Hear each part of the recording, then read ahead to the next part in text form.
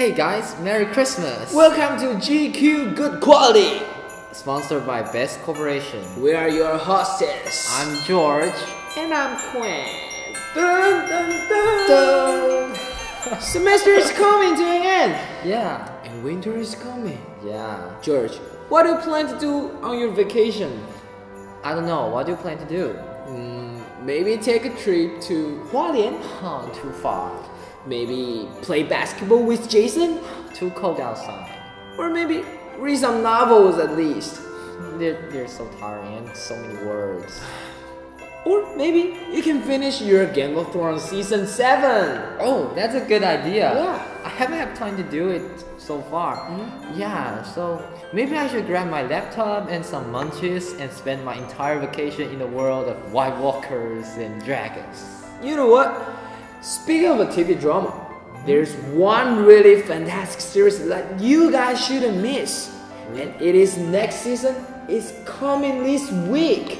Wait, do you mean... Yeah, it is Black Mirror. I love that show. I love that show too. Overview. Black Mirror is a British science fiction anthology television series created by Charlie Brooker and Annabelle Jones, serving as the program's showrunners. Black Mirror centers on dark and satirical themes that examine modern society, particularly with regard to the anticipated consequences of new technologies. The show premiered on the British Channel 4, 英国第四台, in December 2011. In September 2015, Netflix, an American entertainment company, purchased the program, commissioning a series of 12 episodes, later divided into two series of 6 episodes.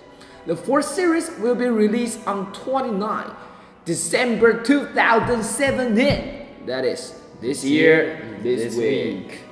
All the episodes in Black Mirror are standalone works, produced by different directors, and they star different actors and actresses. So they are more like a combination of several mini-movies, rather than a long story of different events. Exactly. That is a really cool thing, because it not only adds up the variety in the series, but also prevent it from being too lengthy in plot to process. You know, instead of paralyzing the viewers with flamboyant plot twists, Black Mirror deals with one issue at a time and explore it deeply.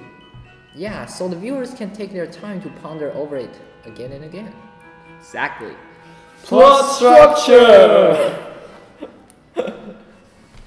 Each episode of Black Mirror is based on social phenomenon in our world, but the seriousness is exaggerated.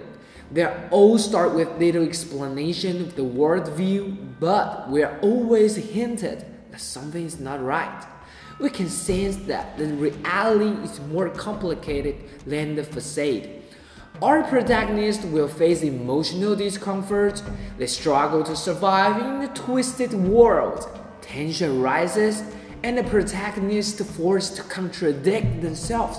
However, we never truly guess what would happen until we reach the very end. Yeah, and for example, in Season 2, Episode 2, White Bear, we're suddenly thrown into a collection of mystery. A young woman wakes up without any memory and is suddenly hunted by mysterious people. And what's worse is that all the crowds around them, you know, they just stand by, watch, and filming, ignoring to her misery.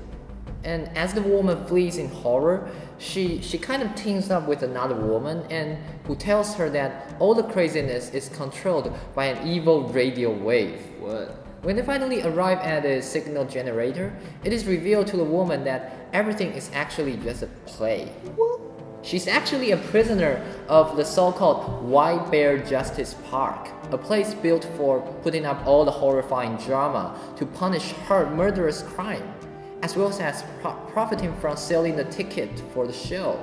So every day she will wake up in the same room with fear and no memory, and she will be hunted by the same actors again and again. And at the end of the day, she will learn about her own crime and be humiliated by the audience. And her memory will be washed and it all starts again. White Bear is one of the episodes that contains abundant thrilling elements. Exactly.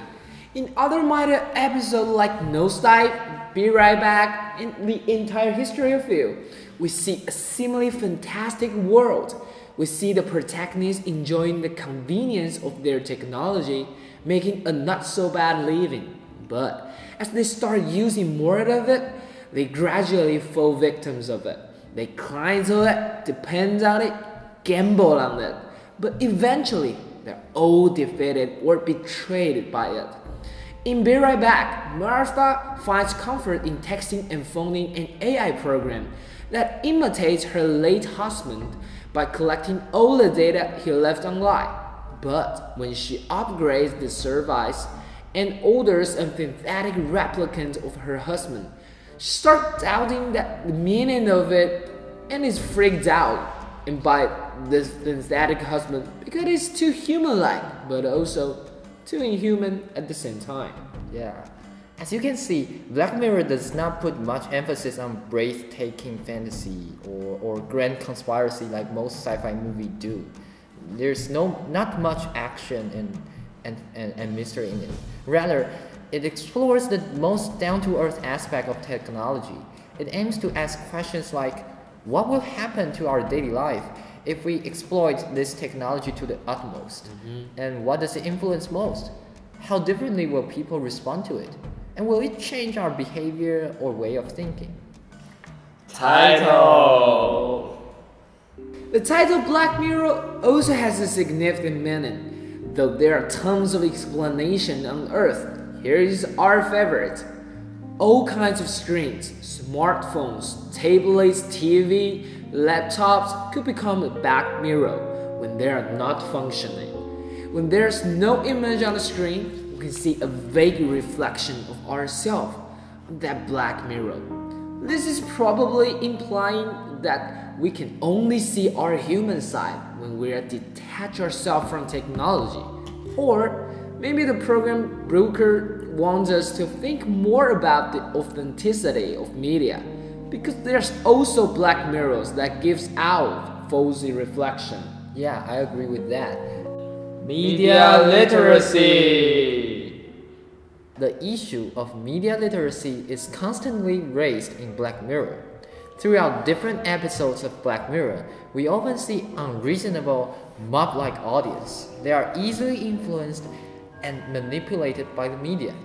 For example, in Season 2, Episode 3, The Waldo Moment, there is a fictional cartoon figure called Waldo, who appears on sensational politic parodies and mocks politicians. As the producers demand more from Waldo, Jamie, the comedian who voices for Waldo, he started to feel that he is fed up with his meaningless job, and one day, when they are broadcasting through an LED screen car, Jamie tells his audience not to believe anything that Waldo says, and ran out of the car, revealing his true face. The producer is afraid that they might lose their audience due to such sudden rational and critical comments. So the producer takes over the control panel and uses Waldo's voice to urge the audience to beat Jamie up. Conclusion. So, after watching all episodes of Black Mirror, what do we audience get? Impressed, Amazed, shocked, Terrified. warm, confused, or even lost. Well, these reactions are all good, but aside from these emotions, most importantly, don't forget to reflect upon ourselves. Is it we are using these technologies, or are these technologies eating up all our energy in humanity? Are we making good use of our search engines, or are we lost in the labyrinth of fantasy and lies? Are we judging the person so shallowly, getting our likes and fames on Facebook page, instead of building a relationship in the real world? But we'll still look into someone's eyes and tell them that we love them? Or do we just send out emojis but feel nothing at the same time? We will still love, we will still be. Just as the title suggests, every time we log out from the world of information, we will find a piece of the human reflecting in every Black Mirror. yeah. Nice.